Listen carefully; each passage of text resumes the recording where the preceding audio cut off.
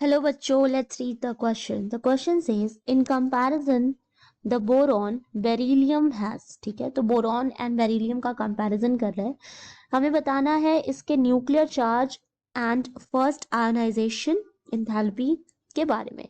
सो A बोल रहा है greater nuclear charge and lesser first ionization energy, greater nuclear charge and greater first ionization energy, lesser nuclear charge and greater first ionization energy, और the lesser nuclear charge and lesser first ionization energy. तो अगर हम compare करेंगे boron and beryllium का तो हमें क्या मिलेगा. So here the key concept is तो देखिए की कॉन्सेप्ट अगर हम देखें पहले, ठीक है, तो अक्रॉस द पीरियड क्या होता है, न्यूक्लियर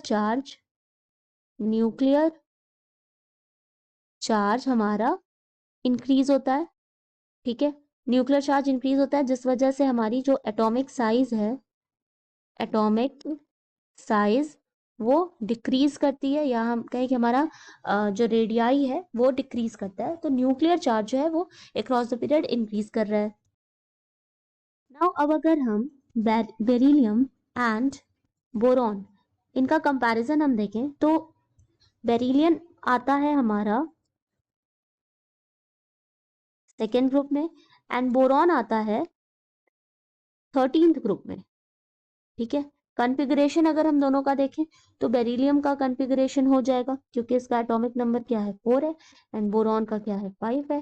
ठीक है, ये हम अगर कंपैरिजन देखें तो इसका कॉन्फ़िगरेशन हो जाएगा 1s2 2s2 एंड बोरॉन का क्या हो जाएगा 1s2 2s2 2p1.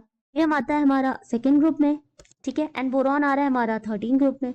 तो न्यूक्लियर चार्ज ज्यादा किसका होगा, बोरॉन का ज्यादा होगा न्यूक्लियर चार्ज. ठीक है, तो हम यहाँ क्या बोल रहे हैं बेरिलियम हैज, तो beryllium has lesser nuclear charge. तो ग्रेटर तो है नहीं, ठीक है, ग्रेटर तो किसका है बोरॉन का है. तो हम ग्रेटर वाले पहले कट कर दें. तो ये हमारा क्या है ग्रेटर न्यूक्लियर चार्ज. तो ग्रेटर न्यूक्लियर चार्ज नो, किसके पास ग्रेटर न्यूक्लियर चार्ज है, बोरॉन के पास है. तो beryllium has lesser nuclear charge, तो यहाँ भी लेसर लिखा है, यहाँ भी लेसर लिखा है. नाउ अब हम इन दो ऑप्शंस में चेक करेंगे. तो अब हम देखेंगे आयोनाइजेशन एंथैल्पी, आयोनाइजेशन एनर्जी क्या होती है. अब हम आयोनाइजेशन एनर्जी देखेंगे दोनों की, that is boron and beryllium की. So it is the amount of energy needed to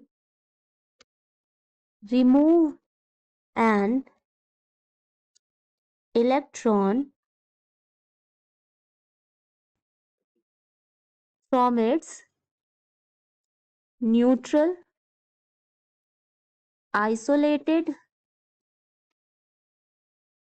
gaseous atom.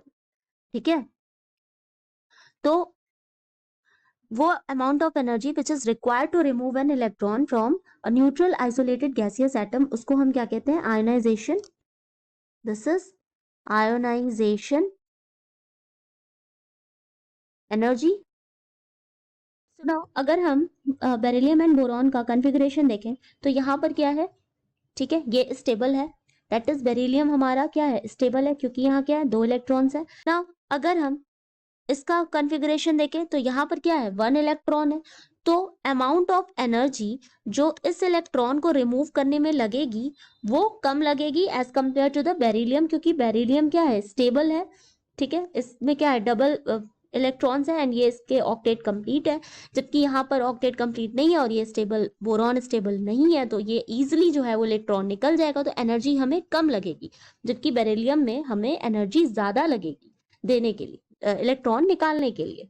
ठीक है, तो हमारी फर्स्ट आयोनाइजेशन एनर्जी बेरिलियम में ज्यादा होगी. तो ये हम क्या देख लें ग्रेटर फर्स्ट आयोनाइजेशन एनर्जी, और न्यूक्लियर चार्ज तो पहले ही लेस था.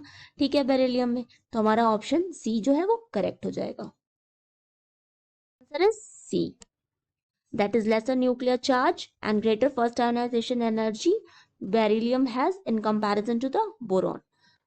So the final answer is C. Hope you understand it well. Best of luck.